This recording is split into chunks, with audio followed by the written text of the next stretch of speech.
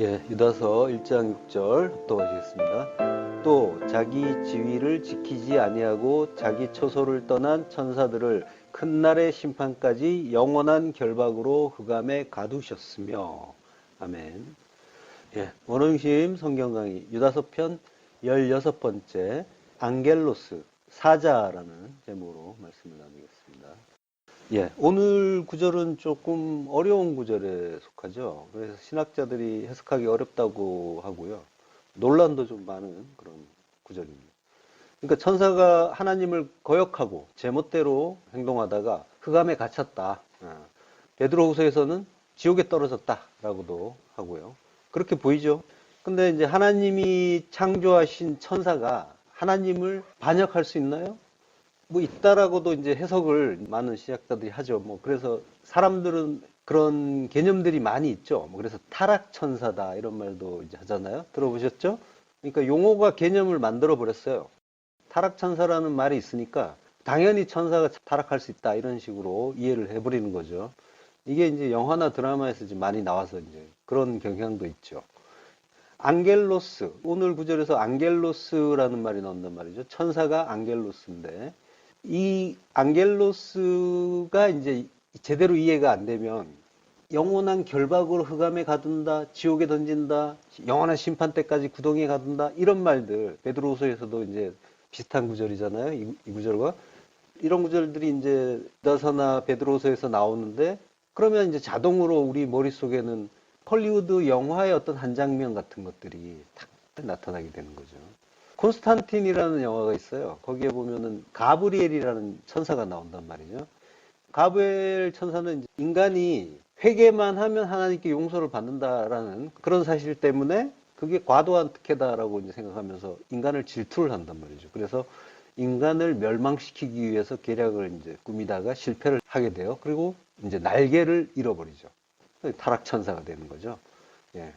그 영화에 보면은 이제 뭐 사탄도 나오고 뭐 루시퍼가 이제 사탄으로 나오는데 그리고 만몬도 나오고 등장하는 캐릭터가 이제 화려하단 말이죠. 물론 이제 작가의 상상력에 의해서 이러한 이제 세계관이 만들어졌겠지만은 천사는 날개가 있고 그리고 날개를 만약에 잃어버리면 그거는 천사의 자격을 잃는 거다. 이제 이런 것과 이제 같은 어떤 상징적인 의미로 이해를 하고 대부분의 사람들이 그렇게 이해를 하잖아요. 그리고 또 이제 공감하고 이런단 말이죠. 예, 그렇지만은 이제 오늘 구절 같은 경우에는 천사는 어떠하다라는 그런 선입견, 고정관념을 깨지 않으면은 절대로 이해가 안 되는 거예요. 우리가 이해하고 있는 그거를 완전히 지우셔야 되는 거죠. 천사, 날개 달린 어떤 존재. 이거를 우리가 아직 그 선입견, 고정관념을 가지고 이 구절을 보게 되면은 또 그런 대로 또 그럴듯하게 그런 식으로 이해가 된단 말이에요. 그죠? 예. 그러니까 뭐 하나님께서 태초에 천사들을 창조하셨는데 이 천사들이 하나님께 불만을 품고 자기 위치를 떠났다. 지위를 떠났다. 그래서 천상에서 반란을 일으킨 거고 그래서 실패해서 하늘에 쫓겨났고 그래서 하나님이 이런 천사들을 인류 마지막 심판 때까지 흑암에 가두셨다. 지옥에 가두셨다. 이제 이런 식으로 이제 오해에 오해를 이제 거듭하게 되는 거죠. 예. 안겔로스라고 해요. 오늘 천사라는 말은 안겔로스는 천사라는 그런 뜻이 전혀 아니고 사자라는 뜻이죠. 사자, 사신 이런 뜻이죠. 히브리어로는 말라크라고 합니다.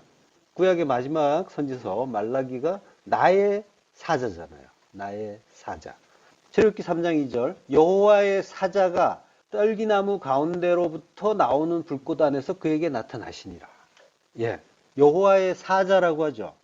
말라크예요. 예, 그러니까 하나님이 보내신 자라는 그런 의미인 거죠.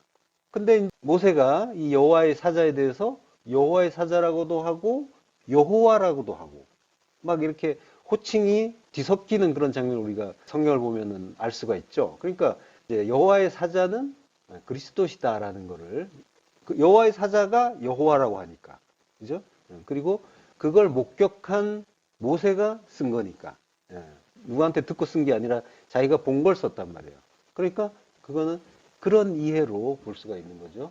여호와의 사자는 여호와다. 그러니까 그리스도의 현현이시다라는 걸 우리는 이해할 수가 있죠. 그렇지만은 사자라는 말 자체는 말라크, 사신이라는 의미란 말이죠. 그러니까 여호와란 말이 들어가야 하나님의 사자라고 해야 천사인 거지. 사자라고 했을 때는 그냥 말라크, 앙겔로스 이런 말이 나올 때는 그냥 사자인 거예요. 보내신 자, 누군가가 보낸 자가 되는 거죠. 우리가 앙겔로스가 영어로 하면 엔젤이잖아요. 엔젤 하면 완전히 박혀 있잖아요. 그죠? 사자인데, 메신저인데, 그걸 천사로 이제 바로 직역을 해버린단 말이죠. 요한계시록 22장 8절. 이것들을 보고 들은 자는 나 요한이니 내가 듣고 볼 때 이 일을 내게 보이던 천사의 발 앞에 경배하려고 엎드렸더니 그가 내게 말하기를 나는 너와 내 형제 선지자들과 또 이 두루마리의 말을 지키는 자들과 함께 된 종이니 그리하지 말고 하나님께 경배하라 하더라. 예. 지금 요한이 천사, 앙겔로스예요. 사자의 발 앞에. 지금 이제 번역을 그렇게 해 놓은 거란 말이죠. 문자적으로는 그냥 앙겔로스란 말이에요. 그러니까 사자의 발 앞에 경배를 엎드려요. 물론 이제 어떤 천상의 어떤 그런 존재라고 볼 수도 있죠. 그 계시를 받는 그런 거니까. 그렇지만은 지금 표현은 앙겔로스라고 하고 있고, 그리고 경배하려고 엎드렸더니 나는 너와 내 형제 선지자들과 또 두루마리의 말을 지키는 자, 성경, 그 하나님 말씀을 지키는 자, 간직하는 자, 테레오, 간직하는 자들과 함께 된 종이다. 나도 종이다. 그러니까 그렇게 하지 말고 하나님께 경배하라 라고 하는 거죠. 함께 종된 자, 쉰들로스라고요. 둘로스가 종이죠. 그러니까 함께 종된 자, 동료 노예라는 거예요. 동료 종, 너와 같은 종이다 라고 하는 거죠. 사무엘상 11장 4절. 이에 전령들이 사울이 사는 기브아에 이르러 이 말을 백성에게 전하매 모든 백성이 소리를 높여 울더니. 예, 전령이라고 하죠. 이게 말라크란 말이죠. 말을 전하는 자인 거예요. 말라크, 앙겔로스 전부 사자고 전령이고 메신저란 말이죠. 기본적으로 사자의 임무는 메시지를 전하는 자란 말이죠. 메신저예요. 그러니까 우리가 지금 앙겔로스, 엔젤 이러면 곧바로 날개 달린 어떤 영적인 존재 이걸 떠올리지만 앙겔로스는 분명히 사자다. 메시지를 전하는 자다. 그리고 또 헬라인들은 철학자에 대해서도 지식을 전하는 자다. 그래서 이제 앙겔로스라고 불렀단 말이죠. 그런 언어에 대한 이해를 가지고 이제 우리가 오늘 구절을 봐야 되는 거예요. 히브리서 1장 13절. 어느 때 천사 중 누구에게 내가 내 원수로 내 발등상이 되게 하기까지 너는 내 우편에 앉아 있으라 하셨느냐. 모든 천사들은 섬기는 영으로서 구원받을 상속자들을 위하여 섬기라고 보내심이 아니냐. 예. 섬기는 영이라고 하죠. 예, 종이란 말이죠. 섬긴다는 거예요. 13절은 지금 다윗의 시편을 그대로 인용한 거예요. 다윗의 시편, 시편 110편 1절이에요. 여호와께서 내 주에게 말씀하시기를 내가 내 원수들로 내 발등상이 되게 하기까지 너는 내 오른편에 앉아 있으라 하셨도다. 자, 이 시편에서 보면 여호와께서 내 주는 아돈이죠. 나의 주, 1인칭 소유격이 붙어서 아도나이가 되는 거죠. 그래서 주님이 되는 거예요. 신약에서는 이제 퀴리오스라고 하죠. 그러니까 지금 다윗이 이걸 이렇게 이제 보고 쓴 거란 말이죠. 다윗이 그리스도를 봤다는 의미죠. 내가 내 원수들로 발등상이 되게 하기까지 너는 내 오른편에 앉아 있으라. 이렇게 이제 말씀하셨단 말이에요. 자, 원수는 오예브라고 해요. 원수, 적 이런 말이에요. 오예브는 글자를 잘 보면요, 아브라는 글자와 비슷하죠. 오예브가 아브가 아버지잖아요. 가운데 따옴표가 하나 있죠. 이게 이제 요드라는 글자인데요. 요거는 이제 손을 의미하는 그런 글자예요. 그러니까 아브가 알레프와 바이트잖아요. 하나님의 성전이란 말이에요. 하나님의 성전을 아버지라고 부른단 말이죠. 아버지를 아브라고 쓰고 아버지라고 하는데 의미는 하나님의 성전이다라고 하는 거예요. 근데 아버지와 성전 사이에 손이 있단 말이에요. 요드. 그 하나님과 성전 사이에 십자가에 못 박히는 예수님의 손이 있는 거예요. 그래서 십자가에서 화목 제물이 되심으로써 하나님과 화해하게 되는 자가 누구라는 거예요? 오예브. 원수라는 거예요. 원수는 이런 존재예요. 성경에서 말하는 원수. 네. 그러니까 원수를 사랑하라는 말씀이 이 글자를 보면 이해가 되는 거죠. 이거는 우리에게 하시는 말씀이 아닌 거예요. 뭔가 하나님이 우리에게 뭘 하라라고 말씀을 하시면은 우리는 능력이 없단 말이에요. 하나님이 내가 해 줄게라고 하는 게 명령문이란 말이에요. 너희는 못하니까. 그러니까 뭐예요? 원수를 사랑하라는 말씀은 우리는 그런 능력이 없는데 하나님이 내가 나의 원수인 너희를 사랑할 것이야 라는 그런 의미인 거죠. 그리스도께 주시는 말씀이기도 하면서 내가 너희를 사랑할 거야 라는, 우리가 원수를 사랑할 수 있는 능력이 있는 게 아니란 말이죠. 하나님이 지금 요드란 글자가 가운데 있단 말이에요. 하나님만이 하실 수 있는 일이란 말이죠. 그리스도께서 못 박히심으로, 십자가에 못 박히심으로 구원할 수 있는 그런 존재가 원수인 거지, 우리가 나서서 내 원수 내가 사랑해 볼게라고 할 수 있는 게 아니란 말이에요. 할 수 있겠죠. 하나님이 우리 안에서 그 능력을 나타내실 수 있겠죠. 그렇지만 그건 우리가 하는 게 아니란 말이죠. 하나님이 하시는 거란 말이죠. 하나님의 원수 사랑이 그게 이웃 사랑의 어떤 형태로 나타날 뿐이죠. 예. 이웃도 역시 하나님의 이웃인 우리를 하나님이 사랑해 주시는 거죠. 어쨌든 우리에게서 나타나는 그 사랑의 어떤 모양은, 형태는 하나님의 사랑이 잠시 나타나는, 드러나는 그런 모습인 거죠. 출애굽기 15장 6절, 여호와여 주의 오른손이 권능으로 영광을 나타내시니이다. 여호와여 주의 오른손이 원수를 부수시니이다. 자, 이런 구절을 보면은 이게 원수를 때려잡으니까 우리가 승리하는구나. 하나님이 원수를 박살을 내고 우리에게 승리를 전가해 주시나 보다. 이렇게 이제 볼 수 있는 구절이잖아요. 근데 원수가 누구라 했어요? 우리라니까요. 그 십자가에 못 박히신 그 손의 은혜를 받는 자, 그가 원수라는 말이죠. 우리를 박살을 내주신다고 하는 거죠. 그러니까 우리를 박살 내서 멸망시켜서 부활의 새 생명으로 이끌어내는 그 이야기를 하는 거죠. 그게 영광을 나타내시는 일이죠. 하나님의 뜻은 항상 새 창조에 있으니까요. 그래서 옛 성전 허물고 새 성전 세우는 것. 그러니까 옛 성전이 원수란 말이죠. 그거 부수시는 거죠. 야민, 오른손, 오른편이에요. 이게 이제 오른쪽의 의미면서 옳다의 의미란 말이죠. 오른편이다 이거죠. 그러니까 벤야민 이러면은 뭐예요? 오른편의 아들. 하나님 우편의 아들이 되는 거죠. 우편, 오른편. 하나님 우편의 아들은 그리스도시죠. 그러니까 베냐민으로 12 아들이 완성이 되잖아요. 아들이 이거야 라고 보여주시는 게 베냐민으로 완성되는 12 아들이란 말이죠. 이스라엘이란 말이죠. 그러니까 아들의 내용은 그러면 뭐라는 거예요? 그리스도다라고 하는 거죠. 하나님 우편의 아들은 그리스도니까.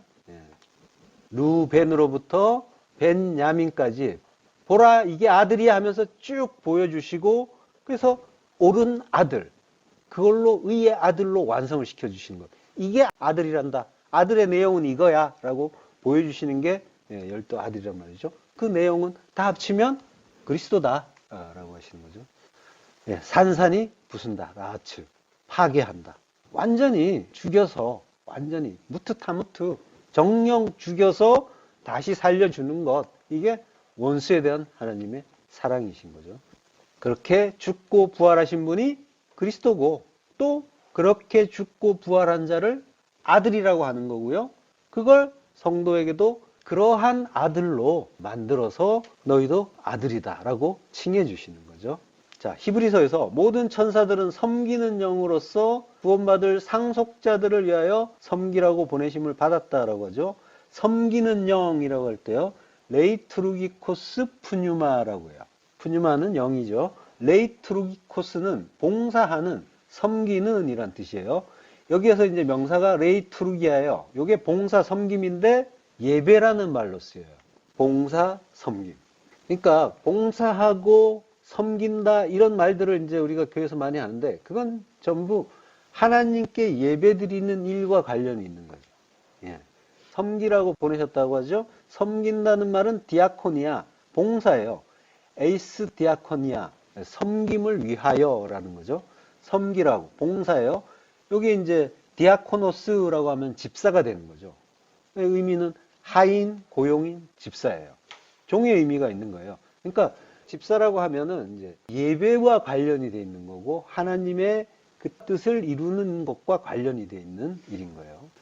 뭐 봉사활동 뭐 이런 거 이제 많이 하지만은 하나님께서 말씀하시는 봉사는 하나님 나라를 이루는 일에 대한 봉사와 섬김을 이야기하는 거예요. 민수기 4장 47절 30세부터 50세까지 회막 봉사와 매는 일에 참여하여 일할 만한 모든 자. 이게 이제 레위 지파의 그 제사장 이야기죠. 30부터 50까지. 여기서 이제 봉사라는 말이 나와요. 봉사가 아보다라는 말이에요. 아보다가 일, 수고, 노동, 봉사, 섬김 이런 뜻이에요. 자, 그러니까 요 일을 하는 자를 이 아보다의 일을 하는 자를 에베드라고 하죠. 요걸 종이라고 하는 거예요. 회막 성전에서 예배를 위해서 봉사하고 섬기는 자가 종이고 그리고 이걸 지금 내가 너희를 섬기라고 보내심을 받은 자다라고 했으니까 이 말을 한 자는 누구예요? 천사죠. 그러니까 천사가 하는 일은 뭐예요? 성전에서 예배를 위해 봉사하고 섬기는 자, 종의 의미가 그거니까 이 섬김을 하는 자라는 거죠. 예. 성전은 누구예요? 성전은 우리잖아요. 우리의 성전됨을 위해서 섬기는 것. 이게 진리를 전하는 자인 거죠. 그리고 진리의 말씀 자체인 거죠. 진리의 말씀이 성도의 성전됨을 위해서 섬김을 해주잖아요. 성도의 성전됨을 위해서 성전을 이루기 위해서 일을 하는 거는 섬기고 봉사하고 그리고 수고하는 거는 진리를 전하는 자 그리고 진리 자체. 이게 안겔로스예요. 안겔로스 의미는 이거란 말이죠. 그러니까 진리의 말씀을 전하는 자도 안겔로스라고 하고 말씀 자체도 안겔로스라고 하는 거죠. 자, 천사 안겔로스들이 자기 지위를 지키지 아니하고라고 해요. 자기 지위는 아르케요. 아르케는 많이 들어본 말이죠. 엔 아르케 이러면은 태초에라는 뜻이에요. 아르케는 태초, 시작, 근본이라는 뜻이에요. 자기의 시작, 태초의 근본을 지키지 않았다라고 하는 거죠. 그걸 지키지 않았다. 테레오예요. 테레오가 보존하다, 지키다예요. 메테레오. 그러니까 보존하지 않고, 지키지 않고, 간직하지 않았다는 거죠. 자기의 그 근본을. 그러고 자기 처소를 떠났다. 처소는 오이케테리온, 처소, 거처예요. 자기가 머물러야 하는 곳. 그곳을 오이케테리온이라고 해요. 처소, 거처예요. 여기를 떠났다. 아폴레이포, 버리고 떠났다라는 거예요. 자, 그러니까 지위와 처소를 떠났던 거죠. 그러니까 뭐예요? 하나님의 집, 그 성전을 이루는 것, 성전이 되는 것, 이게 성전이 된다는 것 자체가 하나님의 말씀을 받고 하나님 나라로 지어지고 하나님 말씀을 간직하는 거죠. 그게 처소를 지키는 건데, 근데 자기의 아르케, 본래 근본을 잊어버린 건 뭐예요? 자기의 근본을 잊어버렸다는 거예요. 잊어버린 거는 진리를 잊어버린 율법인 거죠. 그 율법의 두 마음으로 내가 하나님이야 라고 하면서 하나님처럼의 삶을 사는 게 그걸 자기 지위를 버리고 처소를 떠났다라고 하는 거예요.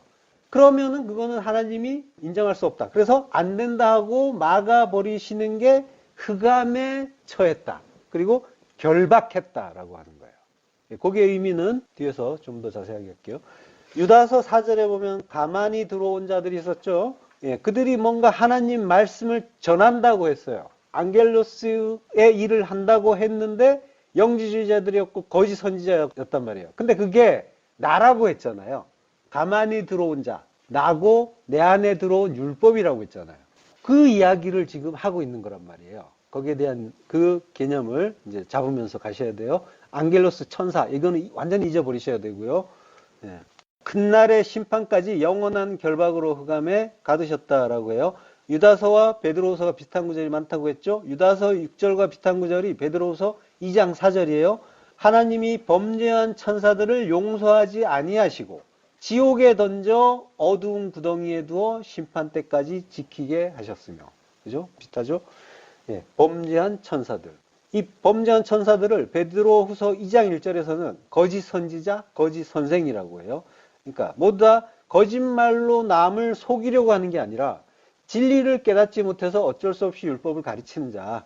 예, 그리고 그게 결국 우리 안의 율법이라고 했죠. 물론 이제 제대로 이해하지 못해서 하나님 말씀을 그릇되게 가르치는 사람들이 있어요. 예, 그들을 거짓 선지자라고 해요. 근데 결국은 우리 안의 율법이라고. 말이에요. 그러니까 성경에 대해서 오해하거나 잘못 가르치거나 하는 그 사람들을 손가락질하거나 탓할 것이 아니라 내가 분별하고 있는가, 내 안의 율법을 보란 말이죠. 다른 사람의 티가 아니라 내 안의 들보를 보자는 말이죠. 다른 사람에 대해서 얘기할 게 없단 말이에요. 항상 나로 돌아가시고 다른 사람은 다 하나님이 각자 알아서 하세요. 예. 기회가 되면 물론 교제할 기회가 있으면 당연히 나눠야죠. 전하고 나누는데 우리가 이제 하나님의 어떤 뜻 가운데서 비판하지 말라, 판단하지 말라라고 말씀하시잖아요. 판단하지 말라, 비판하지 말라. 그러면 심판한다.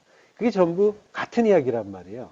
두 마음으로 우리가 보게 되면은 항상 바깥을 본단 말이에요. 하나님은 너를 보라고 하는 거예요. 내 안에 그 두 마음, 그 율법을 보라고 하는 거예요. 성경도 지금 전부 똑바로 안 하면 하나님이 이렇게 벌하신대 이 얘기하는 게 아니라 내 이야기란 말이에요. 우리 안에 그 율법을 어떻게 정죄하고 그리고 도말하시고 그리고 부활시켜 주시는가. 성경은 그 이야기 하는 거예요. 그러니까 성경은 전부 그리스도와 나의 이야기, 내가 성전 지어지는 이야기, 아들 이야기, 그리고 그 은혜의 이야기란 말이죠. 예. 거기에 초점을 맞춰서 보셔야 되는 거죠.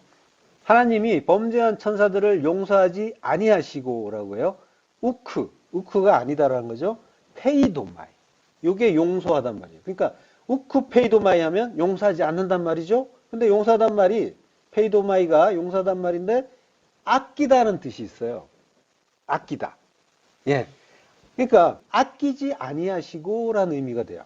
로마서 8장 32절 자기 아들을 아끼지 아니하시고 우리 모든 사람을 위하여 내주시니가 어찌 그 아들과 함께 모든 것을 우리에게 주시지 아니하겠느냐. 예, 아끼지 아니하시고. 자, 용서하지 않는다 의미가 아끼지 않는다는 의미가 있어요. 그러니까 물론 용서를 받아야 되지만 지금 페이도마이의 용서는 아끼지 않고 그 아들을 다스려서 회초리로 쳐서 가르치겠다는 의미가 담겨 있는 거죠. 그 의미가 로마서 8장 32절에 있는 거예요. 그래서 그 아들을 땅에 우리에게 율법에게 내어주신단 말이에요. 그리스도를 예수님을 넘겨주셨잖아요. 내주셨잖아요. 그래서 파라디돔이란 말을 쓴단 말이에요. 내어준다. 파라디돔이는 근데 그 아들을 내어주는 게 그게 죽음에 내어주는 거지만 십자가에 내어주는 거지만 그걸로 또 진리를 가르쳐주는 의미가 있단 말이죠. 그래서 전수하다라는 뜻이 있는 거죠. 예. 아들을 통해서 진리를 전수한다. 그런 의미도 있지만 그것보다는 아들 자체가 진리란 말이에요. 그리스도가 진리시기 때문에 그 진리를 넘겨준다라고 하는 거예요. 그것 자체. 아들을 넘겨주는 자체가 진리를 전해주는 일이란 말이죠. 그러니까 유다에게 팔렸다는 말도 하나님이 아들을 내어준 일이고 예수님이 스스로 팔리심으로 진리를 전수해 주셨다는 말인 거예요. 예. 여기서 이제 번역되지 않은 단어가 개라는 말이에요. 적어도 심지어라는 뜻이에요. 심지어 자기 아들조차도 아끼지 아니하시고 내주셨다. 이런 의미가 이제 있는 거죠. 좀 더 이제 강조하는 의미가 있는데, 예, 여기 넣었으면 더 좋지 않았을까 하는 느낌이 들어서 말씀드렸고요. 자, 베드로서 2장 5절로 보면요. 그 다음 절이죠. 옛 세상을 용서하지 아니하시고, 여기서도 이제 용서하지 않는단 말이 나오죠. 용서하지 않는데 뭘 용서하지 않냐면 옛 세상이라고 하는 거죠. 아들을 용서하지 않은 것, 그리고 범죄한 그 천사들 용서하지 않은 것, 다 같은 의미란 말이에요. 그리고 옛 세상을 용서하지 않은 것도. 그러니까 전부 옛 것이란 말이에요. 아르카이오스, 오래된 그 코스모스. 아르카이오스의 코스모스, 옛 세상이에요. 그러니까 옛 세상, 옛 사람을 용서하지 않은, 옛 사람, 옛 세상은 율법이죠. 먼저 주신 것, 그래서 낡은 것, 용서하지 않으시고, 아끼지 않으시고, 어떻게 해요? 멸해버리시는 거죠. 그래서 아들을 십자가에서 죽이듯이 멸망시켜 버리시는 거죠. 그래야 새로운 피조물이 되니까요. 베드로서에 보면은 이제 지옥에 던져라는 말이 있죠. 타르타로라는 말이에요. 이게 무슨 뜻이냐면 타르타로스의 포로로 잡아둔다라는 뜻이에요. 그러면 또 타르타로스는 또 뭐냐? 이 타르타로스가 어떤 장소를 이야기하는 거예요. 우물하고 어두운 지하의 어떤 그런 지역. 고대 헬라인들은 그것을 악한 사자들의 거처다라고 해요. 그래서 이제 그곳에서 죽은 자들이 이제 지옥과 같은 개념이죠. 예. 그래서 이제 번역도 지옥에 던진다라고 한 거예요. 그래서 그 지옥에 가서 자기 악행에 대한 형벌을 받는다라고 하는 곳이 타르타로스예요. 자, 근데 유대인들은 여기에 해당하는 어떤 용어가 있죠. 열왕기하 23장 10절. 왕이 또 흰놈의 아들 골짜기에 도벳을 더럽게 하여 어떤 사람도 몰록에게 드리기 위하여 자기의 자녀를 불로 지나가지 못하게 하고. 흰놈의 아들 골짜기라고 하죠. 여기서 흰놈의 골짜기 이러면은 요게 게헨나가 돼요. 지금 이제 골짜기를 가예라고 해요. 근데 그 사이에 아들이 있죠. 그래서 가예 벤 흰놈이에요. 게헨나는 헬라식 표기인 거예요. 그러니까 게 흰놈이 되는데 그걸 헬라식 표현으로 바꾸면 게헨나가 되는 거예요. 여기 이제 열왕기하에는 흰놈의 아들 골짜기예요. 거기서 이제 아들을 빼고 흰놈의 골짜기로 줄여서 부르는 게 게헨나고요. 원래는 흰놈의 아들 골짜기. 가예 벤 흰놈. 게가 되겠죠. 게 벤 흰놈이 되는 거죠. 가예가 명사랑 이제 같이 붙으면서 연계형이 될 때 조금 이제 발음의 변형이 일어난 거예요. 가예를 게라고 한 거예요. 그러면 이제 가예는 골짜기고요. 흰놈은 애곡이란 뜻이에요. 그러니까 애곡의 골짜기가 되는 거예요. 슬픔, 비통의 골짜기인 거죠. 왜 그러냐면 몰록에게 아들을 바치던 곳이에요. 아브라함이 이제 아들을 바치는 어떤 그런 이야기, 그 진리 이야기인데 그걸 가지고 자기 신에게 최대한 좋은 것을, 자기가 제일 아끼는 것을 바치면은 그 신이 자기에게 가장 좋은 것으로 보응한다라고 이제 생각한 거죠. 그래서 인류 역사를 이렇게 살펴보면 그런 인신공양 제사가 많이 있어요. 뭐 마야나 뭐 이런 문명 가보면은 높은 그 피라미드 같은 계단 있잖아요. 그 위에서 목을 쳐서 피를 흘리면은 거기가 피로 아주 강을 이루죠. 그러면은 거기에 또 밑에서 보던 그 백성들이 또 피에 막 이렇게 목욕을 하듯이 하고, 예. 이게 전부 이제 진리에서 나온 건데 오해를 한 거죠. 자, 예레미서 7장 30절. 여호와께서 말씀하시되 유다 자손이 나의 눈앞에 악을 행하여 내 이름으로 일컬음을 받는 집에 그들의 가증한 것을 두어 집을 더럽혔으며, 예. 내 이름으로 일컬음을 받는 집, 성전이죠. 거기에 가증한 것을 두어, 가증한 것은 율법이라고 했잖아요. 그 율법을 두어서 집을 더럽혔다라고 하는 거죠. 31절. 흰놈의 아들 골짜기에 도벳 사당을 건축하고 그들의 자녀들을 불에 살랐나니 내가 명령하지 아니하였고 내 마음에 생각하지도 아니한 일이니라. 32절. 그러므로 여호와께서 말씀하시니라 날이 이르면 이곳을 도벳이라거니와 흰놈의 아들의 골짜기라 말하지 아니하고 죽임의 골짜기라고 말하리니 이는 도벳에 자리가 없을 만큼 매장했기 때문이니라. 예. 도벳이라는 말이 나오죠. 이 도벳은 토페트라고 해요. 예. 요거는 이제 토프라는 말, 작은 북에서 온 말이에요. 예. 아이들을 죽일 때, 애들을 죽일 때 애들이 우니까 그 애들 소리를 듣지 않기 위해서 북을 쳤단 말이죠. 그래서 토프라는 북을 쳤어요. 그래서 그것을 도벳이라고 하는 거예요. 토페트. 여기 흰놈의 골짜기가 이제 예루살렘 남쪽에 그 기드론 골짜기부터 이제 서쪽으로 올라가서 기온 계곡을 이제 통과하죠. 여기서 이제 우상숭배를 하는 그런 이제 인신공양을 많이 한 거죠. 그래서 자녀들을 불 속으로 지나가게 해서 이제 몰록에게 바치고 그랬던 거죠. 그걸 이제 나중에 이제 요시야 왕이 쓰레기를 버리는 곳으로 만들어서 이제 더럽히잖아요. 개혁을 하면서. 그리고 이제 그 나중에 이제 유대인들이 여기다 쓰레기도 버리고 뭐 오물도 버리고 시체도 버리고, 예. 임자 없는 범죄자들 시체 버리죠. 버리는데 이게 이제 전염병이 생길 수가 있으니까 거기를 불로 태워버리는 거죠. 그러니까 계속 불이 거기는 타오르는 곳이에요. 이거를 이제 예수님이 이제 그 말씀하신 거예요. 불이 탄 꺼지지 않는 곳이다라고 하는 그걸 이제 지옥의 이미지로 보여주신 거죠. 거기에는 그 어떤 뭐 이제 불교식의 무간지옥을 이야기하는 그런 의미보다도 우리의 어떤 그런 탐심, 헛된 그런 종교심과 율법의 율법적인 행위들 그걸 태우는 거기에 이제 비중을 두신 건데 그걸 이제 지옥은 불타는 곳이야. 그래서 인간이 지옥에 떨어지면 불타는 지옥에서 이제 고통받게 돼. 이런 이해를 이제 갖게 되는 거죠. 자, 그러니까 오늘 구절도 흰놈의 골짜기, 게헨나, 그 지옥에 떨어지면 그 천사, 타락 천사들, 그들이 영원토록 불 속에서 고통받게 된다. 이런 이제 이해를 갖게 된 거죠. 죽임의 골짜기, 예. 헤레가, 살해, 살육이에요. 게헤레가, 살육의 골짜기, 죽임의 골짜기가 되는 거죠. 이게 동사가 하라크예요. 죽이다, 살해하다. 스가랴서 11장 6절.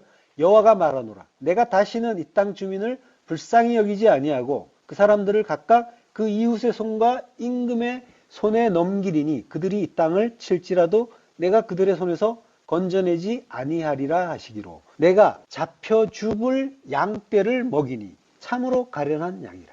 내가 막대기 둘을 취하여 하나는 은총이라 하며 하나는 연합이라 하고 양떼를 먹일세. 예, 잡혀 죽을 양은 촌헤레가라고 해요. 헤레가의 양이라고 하는 거예요. 잡혀 죽을 양, 그 헤레가의 양을 살육의 양인 거죠. 그 양을 먹이는데 그들이 참으로 불쌍하다라고 하는 거죠. 그 앞에 보면은 내가 이 땅 주민을 불쌍히 여기지 않겠다라고 하시죠. 다시는은 오드예요. 오드는 연속, 계속의 의미가 있어요. 영단번의 의미가 있는 거죠. 하팍스처럼. 예. 다시는 이 땅 주민이 야샤브예요. 야샤브가 앉다, 머무르다예요. 거기에 이제 분사형이에요. 그러니까 앉은 자, 머무르는 자라는 그런 의미죠. 그러니까 이 땅에 주저앉아 머무는 자, 여기가 좋사오니 하면서 머물러 살고자 하는 자, 그들을 불쌍히 여기지 않겠다라고 하는 거죠. 불쌍히 여기지 않는단 말이 로 하말이에요. 하말, 아끼다, 용서하다, 불쌍히 여기다. 아끼지 않겠다라고 하는 거죠. 아까 그 헬라어의 표현과 같은 표현인 거죠. 페이도마이라고 했죠. 우페이도마이. 용서하지 않는다, 아끼지 않는다. 예. 그걸 이제 히브리어에서는 로 하말이라고 해요. 아끼다, 용서하다. 그러니까 용서하지 않겠다라고 하는 거죠. 용서하지 않고 어떻게 한대요? 그 이웃의 손과 임금의 손에 넘긴다라고 하는 거죠. 힘내라는 말이 있어요. 보라, 내가 이웃의 손과 임금의 손에 넘긴다라고 하는 거죠. 이웃의 손, 야드 레아라고 해요. 레아가 친구, 동료예요. 타인. 이웃은 누구예요? 이웃은 지금 뭐예요? 레아라고 했죠. 이웃이 레아라고 했죠. 레아의 동사형이 라였죠. 라는 풀을 먹이다, 친구가 되다. 꼴을 먹여주시며 친구가 되는 이웃. 누구예요? 그리스도시죠. 예, 그리스도의 손에 넘긴다. 그리고 왕의 손에 넘긴다. 왕은 영원한 우리의 왕, 그리스도신 거죠. 거기에 넘긴다라고 하는 거죠. 근데 넘긴다는 말이 마차라고 해요. 마차는 찾다, 이루다, 얻다예요. 예, 그러니까 그리스도에게, 교회를 그리스도에게 넘겨주시는데 이게 찾는 일이라는 거죠. 이게 얻는 일이라는 거죠. 잃어버린 양 찾는 일. 예, 풀을 뜯게 하고 양식을 먹게 하고, 그래서 그 사귐, 교제, 코이노니아를 하는 그 교제, 예, 그걸 하시는 그리스도께서 우리를 찾아주신다는 거죠. 양식을 주심으로써. 그러니까 저주처럼 보이잖아요. 내가 절대로 불쌍히 여기지 않고 그 이웃의 손과 임금의 손에 넘길 거야. 근데 알고 보니까 내가 찾아줄 거야 라고 하는 거죠. 너희를 찾을 거야. 양식을 먹여서 진리의 말씀을 주어서 찾겠다라고 하는 거죠. 결국 이제 구원을 주시는 그 말씀. 모든 것이 다 저주처럼 보이지만 계속 우리는 구원의 말씀을 계속 확인하고 있죠. 은혜만 나오는 거예요. 남는 게. 말씀은 전부 은혜로, 구원의 은혜로 결론이 나는 거죠. 그걸 알 때 영광이 드러난다라고 하는 거죠. 하나님의 뜻이 드러나는 거니까. 자, 잡혀 죽을 양떼라고 하죠. 그 양떼를 먹이는데 참으로 가련한 양이다라고 해요. 잡혀 죽는 양, 아까 촌헤레가라고 했죠. 그 사륙의 양을 먹여요. 풀을 먹여요. 꼴을 먹여요. 양식을 먹이는 거죠. 참으로 가련한 양이다. 캔이라는 말이에요. 참으로가 아니라 그러므로 가련한 양이다. 캔이 그러므로인데요. 가련하다는 거는 아니라고 해요. 아니는 가난한, 비천한 이런 뜻이에요. 가난한 양이다. 가난하다는 건 뭐예요? 심령이 가난한 자는 복이 있나니. 성령이 가난한 자. 성령은 말씀이잖아요. 말씀에 갈급한 자, 진리에 갈급한 자가 천국이다 하시는 거죠. 복이 있다고 하시는 거죠. 그러니까 가련한 양, 불쌍한 양은 가난한 양이란 말이에요. 푸토코스예요. 푸토코스의 양에게 꼴을 먹이는 거죠. 지금 뭐예요? 살육의 양이에요. 잡혀 죽을 양이에요. 그러니까 잡혀 죽는다는 거의 의미는 처벌이 아니라 하나님이 말씀을 주어서 거듭나게 하시는 이야기라는 거죠. 자기 부인의 죽음을 죽게 하고 거듭나게. 가난한 자, 푸토코스란 말이에요. 가난한, 빈곤한. 아니라는 말이에요. 아니와 같은 뜻이죠. 그리고 아니에서 나온 말이 아나오란 말인데요. 가난한, 고통받는, 그리고 겸손한, 온유한 이런 의미가 있어요. 그러니까 가난한 자가 겸손하고 온유한 거예요. 고통받는 자. 말씀에 의해서 고난받는 자. 말씀에 의해서 자기 부인의 죽음을 죽는 자가 온유하고 겸손한 자가 되는 거죠. 민수기 12장 3절. 이 사람 모세는 온유함이 지면의 모든 사람보다 더하더라. 예. 아나우예요. 겸손하다는 거예요. 그러니까 성경에서 이제 온유와 겸손은 같은 말이에요. 온유한 자가 겸손한 거예요. 근데 우리가 생각하는 천사를 생각하듯이 국어사전식으로 생각해서는 안 되는 거예요. 겸손하고 온유하다는 거는 하나님의 그 말씀, 그 진리의 말씀을 듣고 십자가 죽음을 죽는 그 고통을 받는 자, 그가 온유하고 겸손한 거죠. 십자가 죽음을 죽는 자가 온유한 거고, 죽은 자가 겸손한 거예요, 결국. 바울 사도도 사역을 다니면서, 선교여행을 다니면서 막 싸우고 막 그래요. 화도 내고. 바나바랑 싸우는 장면도 있잖아요. 그걸 보고 겸손하지 않다, 온유하지 않다라고 이제 우리가 보기도 한단 말이에요. 근데 온유는 그런 의미가 아니란 말이에요. 전혀. 예. 물론 이제 그 십자가 죽음을 죽으면 우리가 생각하는 그런 온유도 나오겠죠. 그렇지만은 우리가 이해하는 그 글자가 아니란 말이에요. 우리가 아는 그 온유, 그 겸손, 그거 우리가 생각하고 우리 머릿속에 탁 박혀 있잖아요. 그거하고는 관계가 없다는 거예요. 글자 자체는.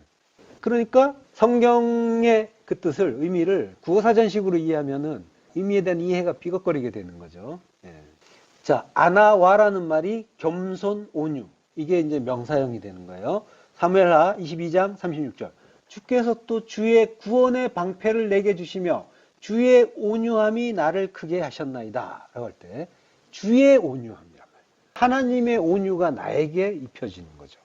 잠언 15장 33절. 여호와를 경외하는 것은 지혜의 훈계라 겸손은 존귀의 앞잡이니라. 예. 겸손과 온유는 같다고 했죠. 예. 그러니까 여호와를 경외하는 것, 그것이 겸손이 되는 거죠. 그러니까 온유와 겸손은 진리에 갈급한 가난한 자, 십자가 죽음을 죽는 그 고통을 받는 자에게 나타나는 거지, 우리가 이제 이해하는 그걸 바탕으로 해서 하나님과 관계없는, 그리스도의 그 진리와 관계없는 자에게서 보이는 어떤 모습을 가지고 우리가 그 지향을 가져서는 안 된다는 거죠. 그 이해를 바탕으로 해가지고 너는 왜 믿는다고 하면서 별로 온유하지 않아, 겸손하지 못해, 뭐 이런 말도 이제 하죠. 물론 이제 온유해야죠. 온유하지 않으면 안 되죠. 그 이상, 예, 이방인도 하는 그것 이상의, 예. 자, 그 온유와 겸손은 가난하고 고통받고 고생한 사람들에게 잘 나타난다고 했죠. 자, 어떤 고통이에요? 아까 그러므로라고 했죠. 내가 잡혀 죽을 양을 먹인다. 그러므로, 아니, 가난하고 비천하고 가련하다고 했죠. 그러니까 아니의 그 의미는 그 양식을 먹기 때문에 가난하고 그리고 가련한 양이 된다는 그런 의미가 되는 거예요. 그러므로 가난하기 때문에, 성령에 갈급하기 때문에, 그런 자이기 때문에 양식을 먹는 거죠. 그렇지만은 그 이전에 사실 그러한 갈급함은 하나님이 성령을 주셨기 때문에 양식을 주셨단 말이에요. 이미. 그래서 갈급한 자가 될 수 있었던 거죠. 그러니까 원래 우리는 죽어 있었던 거예요. 근데 하나님의 그 은혜가 임해서 우리가 갈급한 자가 되는 거예요. 갈급하기 때문에 우리가 먹을 수 있는 게 아니라는 거죠. 그러니까 이제 찾고 두드리고 구하라. 찾고 구하고 두드리라 라고 말씀하시는데 우리가 찾을 수 있는 게 아니라니까요. 우리의 마음에 그 찾고 구하고 두드리는 마음이 일어나는 게 아니라 하나님께서 먼저 그 마음을 주시는 거죠. 신명기 16장 3절. 유교병을 그것과 함께 먹지 말고 이래 동안은 무교병 곧 고난의 떡을 그것과 함께 먹으라. 이는 내가 애굽 땅에서 급히 나왔음이니 이같이 행하여 내 평생에 항상 내가 애굽 땅에서 나온 날을 기억할 것이니라. 예. 고난의 떡, 오니라고 해요. 아니에서 나온 말이죠. 오니. 아니의 그 가난한 자가 먹는 것이 오니의 떡, 레헴 오니라고 해요. 가난의 떡인 거죠. 고난의 떡, 가난의 떡. 예. 그래서 오니가 고통, 고생, 고난, 가난 이런 뜻이에요. 그러니까 고난의 떡을 먹는 것이 고난과 고생인 거예요. 고난의 떡. 고난의 떡은 무교병이라고 하죠. 무교병 곧 고난의 떡. 무교병은 마차라고 해요. 발효되지 않은 빵, 무교병. 이게 이제 마차츠라는 말에서 왔어요. 빨아먹다. 예. 이사야서 66장 11절에 보면요. 너희가 젖을 빠는 것 같이 그 위로하는 품에서 만족하겠고 젖을 넉넉히 빤 것 같이 그 영광의 풍성함으로 말미암아 즐거워하리라. 예, 여기서 젖을 빠는 것은 야나크예요. 근데 뒤에 젖을 넉넉히 빤이라는 말은 젖이란 말은 없고 마차체예요. 빨아먹는 것 같이. 예. 뭐 물론 이제 앞에 젖을 빤다라고 해서 그렇게 해석을 했을 수 있겠죠. 갓난 아기가 어미 품 속에서 젖을 빨아먹고 만족하듯이 성도는 진리를 빨아먹음으로써 하나님의 품 속에서 빨아먹음으로써 만족하고 즐거워하는데 진리를 먹으면 어떻게 된대요? 영광의 풍성함을 알게 되고 그럼으로써 즐거워하게 된다는 거죠. 이렇게 말씀의 그 진수, 진리를 빨아먹을 수 있게 해주는 게 무교병인 거죠. 그 무교병은 발효되지 않은 그 누룩이 섞이지 않은 빵, 예, 율법이 섞이지 않은 순전한 말씀, 순전한 진리, 순전한 그리스도인 거죠. 율법이 섞이고 그리고 사람이 생각이 섞인 걸 이제 유교병이라고 하죠. 하메츠라고 해요. 하메츠는 발효된 것이면서 발효하는 것, 그 누룩이란 뜻도 있어요. 그러니까 하메츠 자체가 누룩인 거죠. 근데 이제 요걸 유교병이라고도 하고요. 또 이제 레햄을 넣어가지고 이제 유교병이라고도 해요. 자, 말씀을 먹는다는 건 그러니까 곧 말씀에 의해서 죽임을 당한다는 그 이야기를 하고 있는 거예요. 말씀은 칼이잖아요. 칼에 맞아서 죽는 거죠. 말씀을 먹지 않으면 안 된다는 걸 알고 갈급해하는 건 가난이라고 하는 거고요. 그 말씀에 의해서 내가 죽어가는 건 고난이라고 하는 거란 말이에요. 근데 그게 전부 아니라는 의미예요. 그리고 그 말씀을 먹음으로써 내가 그 말씀의 칼에 죽어가는 거예요.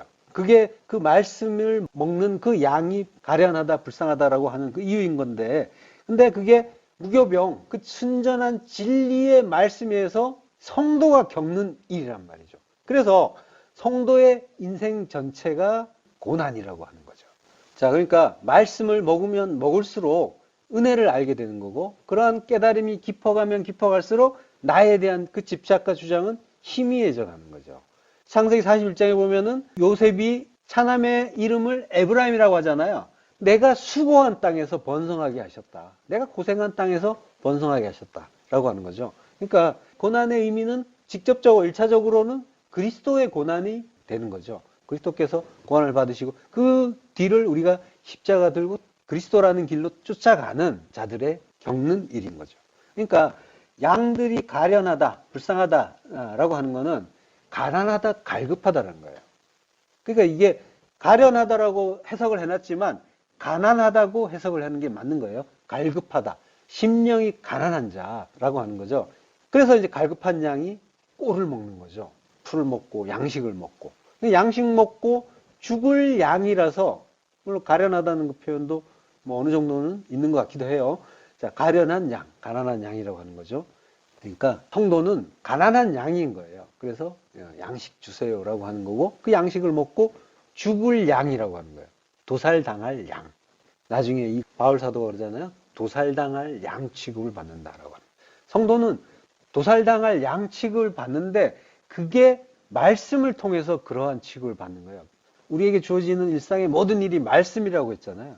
그 일들을 겪는 거예요. 말씀을 먹는 거란 말이죠. 먹음으로써 죽는 거란 말이죠.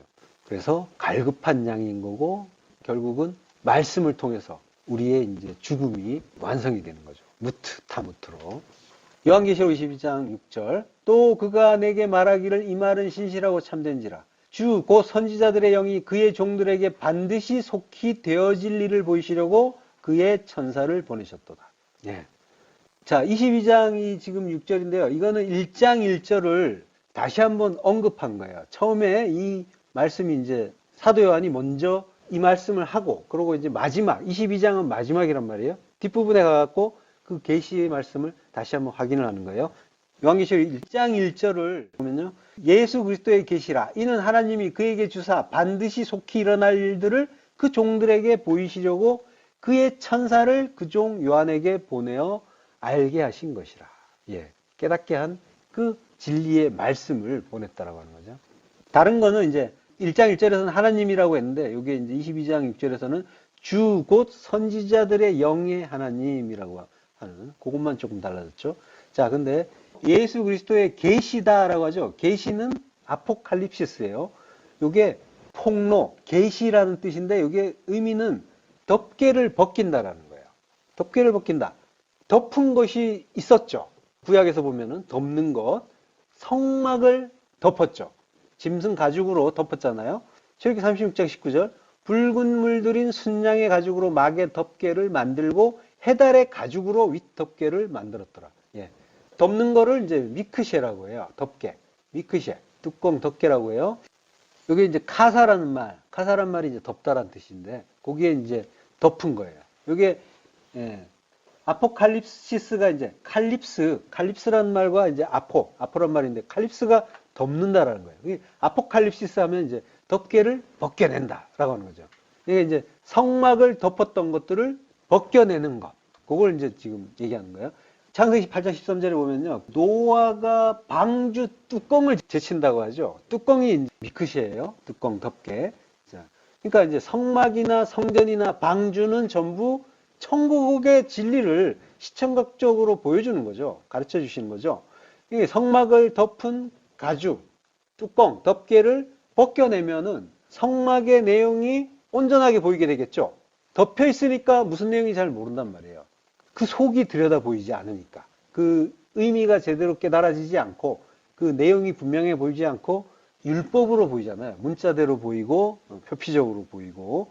그래서 하나님이 계시해 주시면 그 성막의 그 위를 덮은 그 가죽, 짐승 가죽이 벗겨진단 말이에요. 벗겨지면은 그걸 이제 아포칼립시스라고 하는 거고, 그러면은 밝히 보이게 되는 거죠. 성막을 덮은 가죽은 무죄하게 죽은 짐승의 가죽이잖아요. 무죄하게 죽으신 예수님의 모형인 거고요. 예수님을 벗겨내면, 가죽을 벗겨내는 게 예수님을 벗겨내는 거죠. 휘장을 벗겨내는 그 이야기, 지성소가 보이는 거고 진리가 보이는 거죠. 그러면 이제 그리스도가 보이게 되는 거죠. 자, 성막은 뜰, 성소, 지성소로 구성되어 있다고 했어요. 그 뜰 안에는 번제를 위한 제단이 있죠. 제사장들이 제사를 위해서 자기를 씻고 또 제물도 씻는 물두멍이 있었죠. 그리고 뜰의 서쪽 끝에 성소가 있고요. 성소에는 오른쪽에는 진설병, 그리고 왼편에는 등대가 있었죠. 그리고 휘장 바로 앞에는 이제 분향단이 있었고요. 성소와 지성소 사이에 휘장이 있고 휘장 안으로 들어가면 지성소가 있고 거기에 이제 언약궤가 있었죠. 언약궤는 조각목에 금박을 입힌 나무 상자였죠. 그 속에는 모세가 하나님께 받은 십계명 돌판 2개가 있고 그리고 아론의 쌍난 지팡이가 있고 그리고 만나 항아리가 있죠. 만나 항아리는 금으로 만들었어요. 그 안에 만나는 한 오멜. 한 오멜은 에바의 10분의 1. 10분의 1 에바예요. 그래서 11조예요. 11조가 진리로 들어있는 거죠. 자, 요게 이제 그 성막의 가죽, 짐승 가죽이 벗겨내면 대충 보이는 모습을 제가 이제 간단하게 설명을 드린 거예요. 자, 반드시 속히 되어질 일을 보이려고 천사를 보냈다라고 하죠. 반드시 속히 되어질 일. 이거는 요한계시록 22장 5절에 보면 다시 밤이 없겠고 등불과 햇빛이 쓸데없으니 이는 주 하나님이 그들에게 비치심이라. 그들이 세세토록 왕노릇하리로다. 예. 완전히 진리로 밝히 드러난 그런 모습인 거죠. 그러니까 하나님이 그들에게 진리의 빛을 비춰주시는데 성전된 우리 안에서 비춰주시는 거죠. 밖에서 그들을 비추는 게 아니라 안에 들어오셔서 안에서 비춰주시는 거란 말이에요. 그러니까 등불도 필요 없고 햇빛도 필요 없고 그림자도 없는 거죠. 회전하는 그림자도. 그리고 더 이상 이제 밤도 없고 흑암도 없게 되는 거죠. 흑암에 가뒀다라고 하는데 그 흑암이 자체가 아예 없어지는 그런 상태인 거죠. 자, 그 흑암이라는 거는 빛을 받지 못한 상태죠. 완전히 빛이 없는 상태를 흑암이라고 하는 거죠. 흑암이 깊음 위에 있고라고 하잖아요. 창세기에서 창세 때 깊음에 대하여 깊음은 진리라고 했잖아요. 진리에 대하여 R이라는 전치사가 있고 거기에 이제 대항하여 이런 의미가 있단 말이죠. 흑암이 진리에 대항하여 있는 그런 상황을 창세기 때 보여주는 거예요. 그게 이제 우리의 상황이었단 말이에요. 바다가 있고 그 깊음 속에 진리를 하나님이 주시고 그리고 근데 그 진리를 흑암인 우리가 대항하고 있고 이제 그런 그 모습을 보여주는 거죠. 그러니까 이제 우리가 진리를 제대로 깨닫지 못한 상태가 그 흑암에 갇혀 있는 그 상태인 거죠. 자, 요한계시록 12장 9절 큰 용이 내쫓기니 옛뱀 곧 마귀라고도 하고 사탄이라고도 하며 온 천하를 꿰는 자라. 그가 땅으로 내쫓기니 그의 사자들도 그와 함께 내쫓기니라. 사자, 앙겔로스. 앙겔로스들도 쫓겨난다라고 하는 거예요. 용이 내쫓긴다고 하죠. 큰 용, 용은 드라콘. 영어와 비슷하죠. 여기에서 이제 온 거예요. 드래곤이 드라콘, 용. 용을 이제 뱀, 마귀, 사탄, 온 천하를 꿰던 자라고 하죠. 온 천하는 오이쿠멘의 땅이에요. 지구예요. 예, 히브리어로는 에레츠예요. 우리를 이야기하는 거예요. 우리를 꿰던 자, 플라나오, 미혹하다, 길을 잃게 하다. 우리를 미혹하는 거는 거짓 선지자, 그죠? 가만히 들어온 자, 그것들은 전부 오해된 진리, 율법이었던 거죠. 그가 땅으로 내쫓기고 그의 사자들, 앙겔로스들도 내쫓기고. 그러니까 여기서는 이제 천사라고 차마 못하고 사자라고 한 거죠. 오해된 율법들이 쫓겨나는 거예요. 땅으로 쫓겨난다라고 하죠. 그러니까 성도는 하늘이 되고 하늘의 청군이 되잖아요. 그리고 진리가 되는 거죠. 하늘의 청군 천사가 되는 거고. 율법은 성도에서 완전히 떨어져 나가니까 성도는 하늘이 됐으니까 땅에 갇힌 상태가 되는 거죠. 이걸 또 이제 그 천사가 지옥에 갇힌다라는 그런 의미가 되는 거기도 하죠. 자, 용을 뱀, 마귀, 사탄, 온 천하를 꿰던 자라고 하죠. 우리가 이제 오해하는 게 이런 것들이 하나님을 대적하는 자들이다, 존재들이다. 이제 이렇게 이해하는 것. 쉽게 그런 식으로 많이 했잖아요. 지금은 이제 좀 아니겠지만 전에는. 근데 아까 드래콘이 뭐라고 했어요? 용, 바다 괴물이라고 했죠. 창세기 1장 21절. 하나님이 큰 바다 짐승들과 물에서 번성하여 움직이는 모든 생물들을 그 종류대로, 날개 있는 모든 새를 그 종류대로 창조하시니 하나님이 보시기에 좋았더라. 큰 바다 짐승이 나오죠. 똑같은 말이에요. 큰 용이나 큰 바다 짐승이나 같은 말이란 말이에요. 탄닌이라고 하죠. 뱀, 용, 바다 괴물. 탄닌이 드라콘인 거예요. 바다에 사는 존재. 바다는 그럼 뭐예요? 아랫물이잖아요. 아래의 물이 한 곳에 모인 게 바다죠. 하나님이 궁창을 경계로 위의 물과 아랫물로 나누시잖아요. 아래의 물이 모인 곳이 바다란 말이에요. 그러니까 오해된 그 진리를 하늘의 진리가 오해된 곳을 이제 땅에서 오해된 걸 바다라고 하는 거죠. 근데 그 바다의 거처를 삼은 게 탄닌, 드라콘인 거죠. 오해된 진리를 거처로 삼고 커진 자예요. 큰 자예요. 여기가 좋사오냐면서 하나님처럼 돼가지고 그 율법과 자기 만족으로 사는 자. 큰 바다 짐승, 큰 용. 이 나란 말이에요. 그렇지만은 이것들은 하나님과 대적하는 존재가 전혀 아니란 말이에요. 창세기에서 봤잖아요. 하나님이 만드신다니까요. 그리고 뭐라고 하세요? 보시기에 좋았더라. 지금 용, 탄닌은 드라콘이에요. 드라콘은 용은 뱀, 마귀, 사탄, 온 천하를 깨던 자라고 했잖아요. 용이 이꼴 뱀, 마귀, 사탄, 온 천하 깨던 자. 그죠? 같은 말이란 말이에요. 다. 자, 하나님이 그러나 지으시고 좋다고 하신 거란 말이에요. 그러니까 모든 것은 하나님의 뜻 가운데 지어진 존재란 말이에요. 오해된 물, 바다에 살면서 만족하고 즐거워하는 나. 내가 큰 용이고 마귀고 사탄인 거예요. 그게 하나님의 때가 이를 때까지, 큰 날이 이를 때까지 바다에 오해된 율법 속에 가둬두시는 거란 말이에요. 이거는 하나님이 원하시는 일이에요. 보시기에 좋았다라고 하시잖아요. 하나님이 이렇게 하기로 하시고 하신 일이란 말이에요. 지금 유다서 기자가 6절에 한 말은 이 창세기의 말을 다시 한 거란 말이에요. 그러니까 무슨 나중에 될 일을 무슨 예언을 하듯이 또는 저주를 하듯이 한 말이 전혀 아니란 말이에요. 창세기 1장 21절을 다시 풀어준 거예요. 천사들을 큰 날의 심판까지 영원한 결박으로 흑암에 가두셨으며, 이게 창세기 이야기하는 거란 말이에요. 이게 뭔지 알라는 거예요. 우리의 오해가 또 어디에 있냐면 큰 날의 심판까지, 요것 때문에 또 헷갈리는 거예요.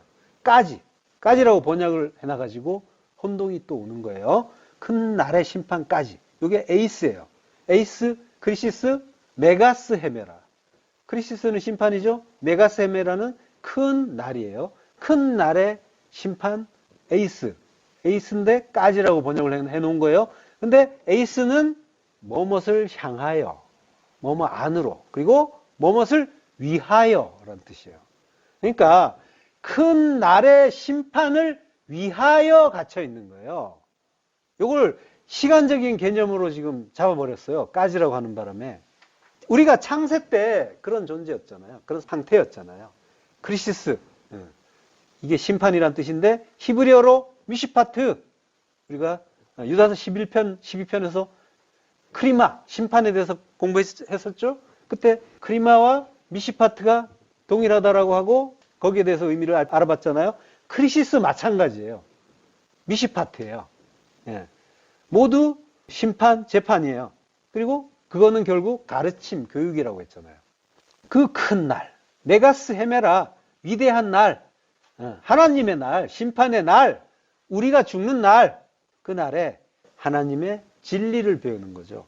에이스, 그 배움의 날을 위하여 흑암에 가두신다. 가두신다에서 또 오해가 있어요. 가두신다가 아니에요. 테레오, 보존한다. 지켜주신다. 예. 전혀 감방에 쳐놓는 그런 이야기가 아니란 말이에요. 내가 너희를 심판으로 가르쳐서 진리로 되살아나게 하기 위해서 그때까지는 내가 흑암 속에 있는 너희를 내가 잘 보존한다. 지켜준다 라고 하시는 거예요. 처벌이 아니에요. 안전하게 가드해 주시는 거란 말이에요. 예, 은혜의 말씀인 거죠. 예. 또 오해하기 쉬운 게 영원한 결박이에요. 영원한 결박. 이 말이 또 이 구절을 어렵게 만들어요. 데스모스, 아이디오스. 아이디오스는 영원한이에요. 그리고 데스모스, 결박. 결박이라고 해도 돼요. 올가미 착곡, 사슬. 예. 근데 이 아이디오스는 이제 헬라식 표현인 거고 히브리식으로 돌아가야 돼요. 히브리식으로 돌아가면은 레올람이라고 해요. 이 영원한이라는 의미를 보면은 요거는 시간의 개념이란 말이에요. 시간 속에서 시간의 개념을 보면은 성경의 의미를 시간으로 보면은 이해가 잘 안 되게 돼 있는 거예요. 성경은 시간과 관계없는 영혼을 가르쳐요. 그래서 성경에서 영원한, 영원히 이런 말이 나오면은 반드시 영혼을 위하여라고 바꿔서 읽어야 돼요. 예. 자, 보세요. 뉘앙스가 어떻게 다르고 얼마나 다른지.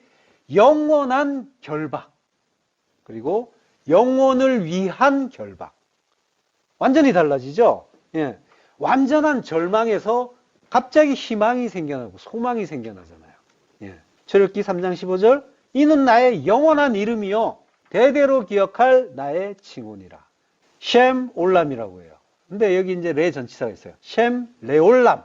레 전치사가 뭐뭇을 위한, 뭐뭇을 위하여 이런 뜻이에요. 그러니까 영혼을 위한 이름인 거예요. 영원한 이름이라고 하면 안 돼요. 영혼의 이름이라든가 영혼을 위한 이름이라든가 이렇게 해야 되는 거예요. 그러니까 물론 이제 하나님이 영원하시니까 영원한이라고 해도 전혀 이상하지가 않죠. 그렇게 이제 쉽게 넘어갔어요. 그렇지만은 영혼의 의미는 시간으로 보면 안 된단 말이에요. 영혼은 무한한 어떤 시간의 어떤 그런 확장되는 그런 곳으로 이제 우리가 오해하잖아요. 천국은 그런 영혼이 아니라 영원한 현재라니까요. 시간이 무한히 길어서 인간들이 생각하는 장수의 그런 개념이 아니란 말이죠. 창세기 6장 3절 여호와께서 이르시되 나의 영이 영원히 사람과 함께하지 아니하리니 이는 그들이 육신이 됨이라. 자, 나의 영이 영원히 사람과 함께하지 아니하리니 이게 영원히로 해석하면 안 맞는 말이잖아요. 영원히 사람과 함께하지 아니하시면 그럼 우리는 어떻게 해요? 그죠? 영혼을 위하여 사람과 함께하지 아니하리니 예. 레 올람이란 말이에요. 영혼을 위하여요. 레 전치사가 있어요. 이는 그들이 육신이 됨이라. 이것도 역시 히라는 접속사가 있어요. 이는 그들이 육신이기 때문이다. 원래 육신이잖아요. 예. 그러니까 영원한 결박은 영혼을 위한 결박이 돼야 되는 거예요. 그러니까 영혼을 위해서 잠시 결박되는 거란 말이에요. 잠시 갇히는 거예요. 근데 그게 보존이라니까요. 하나님의 보호하심. 예. 근데 영혼을 위해서 좋은데 하시는 이유가 뭐예요? 시편 105편 18절 그의 발은 착고를 차고 그의 몸은 쇠사슬에 매였으니 결박된 거죠. 그리고 곧 여호와의 말씀이 응할 때까지라. 예. 큰 날의 심판 때까지라. 그의 말이 그를 단련하였도다. 예. 자, 여호와의 말씀이 응할 때까지 말씀이 다바르예요. 다바르가 응한다는 말은 들어온다라는 거예요. 말씀이 들어올 때까지 단련하였도다. 시험하고 정련하고 정죄하다. 정련하고 정죄한다는 건 뭐예요? 달구어서 뜨겁게 불에 해서 어떻게 해요? 불순물을 걸려내는 거죠. 그래서 정죄예요. 정죄는 순전하다는 의미죠. 순수하다는 의미가 되는 거예요. 깨끗하게 순전하게 한다. 말씀으로 단련한다는 거는 불순물, 율법을 제거하고 순수한, 순전한 진리의 말씀으로, 진리의 성전으로 만들겠다라고 하시는 거죠. 그걸 위해서 우리가 잠시 그 영혼을 위하여 결박된다라고 하는 거예요. 이사야서 49장 9절 내가 잡혀있는 자에게 이르기를 나오라 하며 흑암에 있는 자에게 나타나라 하리라. 그들이 길에서 먹겠고 모든 헐벗은 산에도 그들의 풀밭이 있을 것인즉. 잡혀있는 자, 결박된 자, 영혼을 위한 그 결박을 받은 자에게 뭐라고 하세요? 흑암에 결박된 우리에게 나타나서 나오라는 말은 야차예요. 흑암 있는 자에게 나타나라. 나타나라는 거는 갈라예요. 덮개를 벗긴다는 거예요. 이게 이제 아포칼립시스가 되는 거죠. 계시해 주시는 거죠. 나오라, 야차라고 하면은 하나님의 그 뜻 가운데 잠시 영혼을 위해서 말씀으로 연단되기 위해서 흑암에 머물던 우리가 하나님의 야차, 나오라 하시는 그 명령을 받고 나오는 거죠. 창세기 1장 12절 땅이 풀과 각기 종류대로 씨 맺는 채소와 각기 종류대로 씨 가진 열매 맺는 나무를 내니 하나님이 보시기에 좋았더라. 흑암에 갇혔던 땅이 사실은 원래 흑암이었잖아요. 갇힌 게 아니에요. 원래 흑암이에요. 그걸 갇혔다고 하는 거예요. 흑암 상태에 그냥 머물러 있던 걸 갇혔다고 하는 거예요. 그 흑암이었던 땅이 씨 뿌리는 자, 하나님이 씨를 뿌려서 그 씨, 그리스도가 들어오시면, 땅에 들어오시면 씨를 품게 되고, 그리고 하늘에서 땅으로 오셔서 하늘의 미랄로 죽으신 그리스도와 하나가 되잖아요. 그러면 그 씨를 품고 나올 수가 있게 되는 거죠. 야차, 나오는 거예요. 땅에서 풀려나는 거죠. 흑암에서 풀려나요. 그러면은 하늘이 되고 자유가 되는 거죠. 그러니까 오늘 말씀도 뭐 두렵고 떨리는 심판과 그 저주의 말씀이 아닌 거고, 빛과 자유의 날을 위해서, 그리고 자유와 그 영혼의 소중함을 알게 하기 위해서 잠시 어둠과 그 결박을 배우게 하신 그 은혜를 가르쳐 주시는 말씀인 거예요. 그러니까 우리 용들, 그 사탄 마귀들은 항상 그 은혜를 찬양할 수밖에 없는 거죠. 시편 148편 7절 너희 용들과 바다여 땅에서 여호와를 찬양하라. 용들에게 찬양하라고 하시는 거예요. 우리에게 하시는 말씀이란 말이에요. 그 바다의 큰 짐승, 우리, 바다를 거처로 삼고 여기가 좁사오니 하던 우리를, 클대로 큰 우리를 그 결박에서 풀어주시는 그 내용을 성경은 내내 말씀하고 계신 거죠. 우리가 용이란 말이에요. 그렇지만 우리는 그 은혜 깨닫고 여호와를 찬양할 수가 있는 용이 되는 거죠. 기도하겠습니다. 하나님 은혜를 감사합니다. 용이고 그 사탄 마귀인 우리를 잠시 그 영혼을 위하여 결박하시고 흑암에 가두셨는데 그걸 하나님은 보존한다고 하시고 지키신다고 하시고 그래서 하나님의 그 큰 날, 하나님의 날에 우리를 그 진리의 빛으로 깨닫게 하시고 그리고 빛의 아들로 나오게 하시니 감사합니다. 모든 것이 우리에게 주시는 그 구원의 말씀이고 깨달음이고 그리고 자유를 위해서 찬양하게 하시는 하나님의 깊으신 그 사랑의 뜻임을 오늘도 깨닫게 하신 것을 감사합니다. 우리에게 그 진리로 먹이시고 이 결박에서 풀어나는 그 기쁨으로 우리 용들이 하나님을 마음껏 찬양하는 그 날들을 우리에게 날마다 더하여 주옵소서. 예수 그리스도의 이름으로